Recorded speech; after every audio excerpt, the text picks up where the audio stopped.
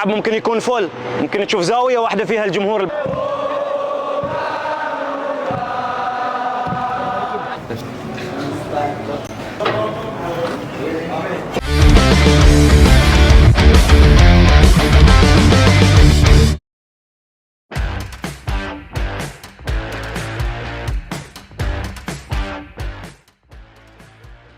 Sama seperti halnya timnas Indonesia, Bahrain baru saja dipermalukan Jepang di hadapan pendukung Samurai Biru.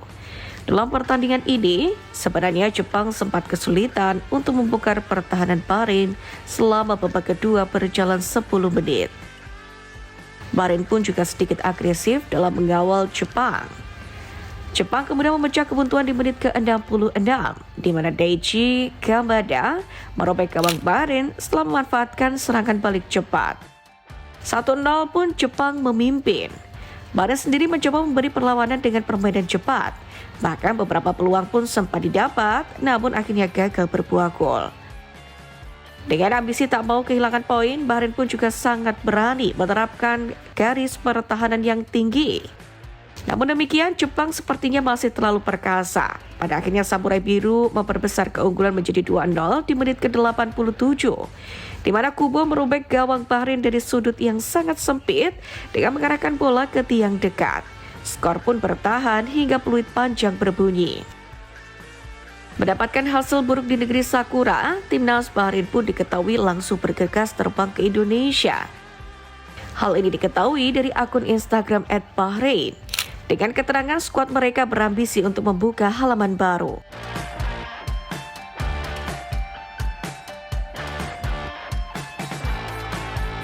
Sebenarnya, perlawanan yang ditunjukkan Bahrain di kandang Jepang wajib menjadi rambu-rambu untuk timnas Indonesia, yang mana juga baru saja mendapatkan hasil minor di kandang Australia. Sementara itu, menyambut kedatangan tim tamu, anggota Komite Eksekutif PSSI Arya Sinulinga memastikan menjamin keamanan timnas Bahrain saat bertandang ke Indonesia. Arya kemudian meminta timnas Bahrain untuk tidak khawatir saat bertandang ke Jakarta, karena sejatinya masyarakat Indonesia itu ramah. Ya, intrik memang sempat bergejolak tentang venue pertandingan tanggal 25 Maret. Dalam hal ini, BFA sempat menolak untuk tim nasionalnya bertanding di Indonesia karena alasan keamanan.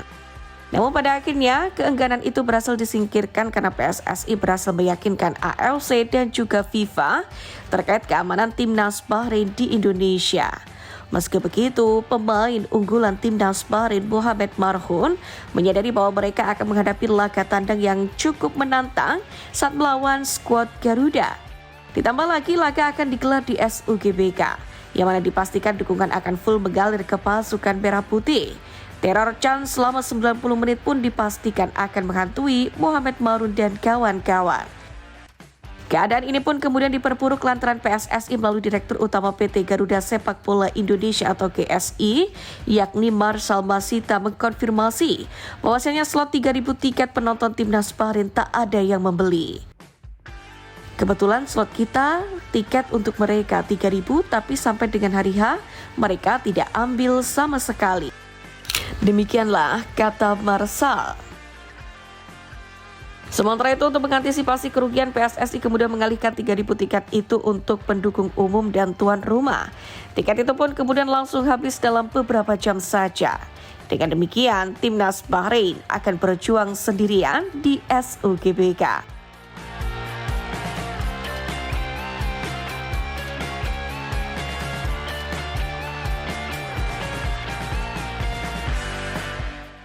Kondisi psikis Bahrain terbang ke Indonesia sendiri pun bisa dibilang tidak dalam keadaan yang sepenuhnya baik. Selain lantaran hasil minor yang diraih, rupanya vice-kiper Bahrain Ibrahim Lutfala sempat menjadi pusat perhatian warganet Jepang. Pasalnya, pria berusia 32 tahun ini digambarkan seperti kiper raksasa dengan berat badan resmi 107 kg dan tinggi 182 cm oleh media Jepang Spodici. Di internet pun kemudian bermunculan komentar-komentar yang ditunjukkan kepada sang kiper. Ada yang mengatakan chubby, lalu ada yang menyebutnya seperti pegulat profesional. Ada juga warganet Jepang yang menggambarkan Lutfala seperti tokoh kartun di serial Street Fighter, yaitu Zangief. Karakter Zengiv sendiri merupakan seorang pegulat Uni Soviet yang menjadi pahlawan nasional di negaranya. Ibrahim Lutfala sendiri juga dianggap warganet Jepang sepertinya tidak bisa melompat ke samping. Hingga pada akhirnya di atas lapangan, kiper Al-Muharraq itu kebobolan 2 gol dari timnas Jepang.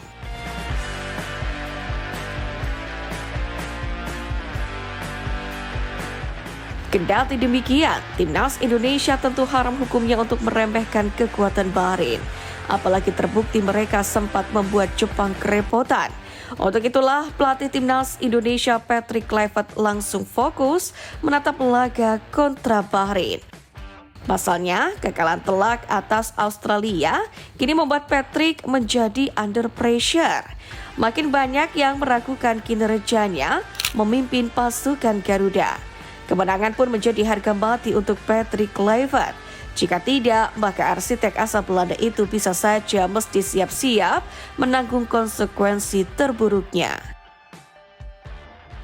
Kami perlu bekerja, Bahrain ada di depan kami, dan kami berusaha untuk mendapatkan hasil baik. Namun pertama, kita perlu menyesuaikan permainan ini. Kembali lagi, mentalitas kerja, etos para pemain. Saya sangat senang. Dan ketika Anda kebobolan karena kesalahan personal, kami perlu bekerja. Dan hanya itu yang perlu kami lakukan. Demikianlah penjelasan Patrick Kluivert. Rencananya dalam beberapa jam dan hari ke depan, Kluivert ingin mengembalikan kepercayaan diri pemain timnas Indonesia. Dia juga sadar bahwa Bahrain bukan lawan yang enteng.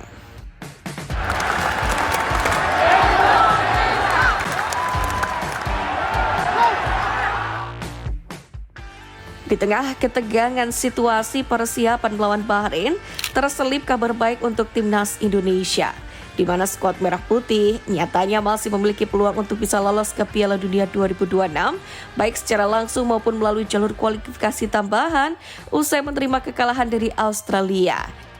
Harapan ini tetap terbuka setelah Arab Saudi mengalahkan China dengan skor tipis 1-0 pada matchday ke-7 grup C, babak ketiga kualifikasi Piala Dunia 2026 zona Asia.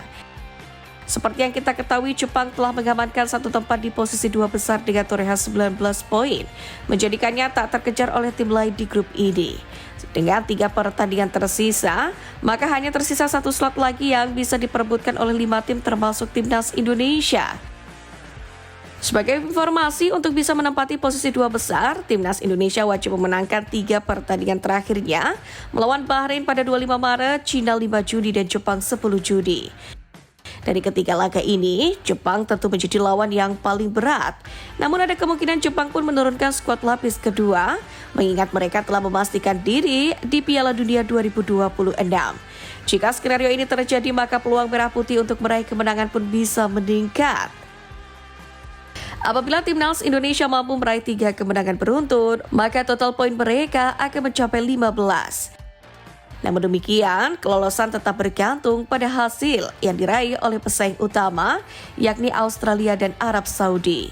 Sementara jika gagal finish di 2 besar, timnas Indonesia pun juga masih memiliki kesempatan, yakni untuk lolos melalui putaran keempat kualifikasi. Untuk itulah, Merah Putih harus finish di posisi ketiga atau keempat di grup C. Sementara untuk mengamankan posisi ketiga, Indonesia setidaknya harus memenangkan laga melawan Bahrain dan juga China. Dengan tambahan 6 poin, Garuda memiliki total 12 poin. Di sisi lain, Bahrain dan China pun diharapkan mengalami 2 kekalahan dalam 3 laga tersisa mereka. Sehingga maksimal poin yang mereka dapatkan hanya 9. Timnas Indonesia masih memiliki peluang untuk tampil di Piala Dunia 2026 meskipun tantangan yang dihadapinya tidak mudah. Untuk itu, mari terus bersemangat memberikan dukungan untuk pasukan Merah Putih.